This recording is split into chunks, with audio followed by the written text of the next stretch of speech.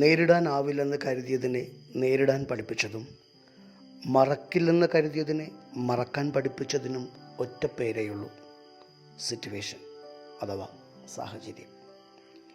തകർന്നു എന്ന് നമ്മൾ കരുതിയ, മറ്റുള്ളവരൊക്കെ വിധി എഴുതിയ സാഹചര്യത്തിൽ നിന്നും ഒരു പുതുജനനത്തിൻ്റെ പുത്തൻ പിറവിയെടുത്ത സിറ്റുവേഷൻസ്, സാഹചര്യങ്ങൾ എത്രയോ തവണ പ്രിയമുള്ളവരെ ക്രിസ്തുമസായി നമ്മിലൊക്കെ ഉദയം ചെയ്തിട്ടുണ്ട്.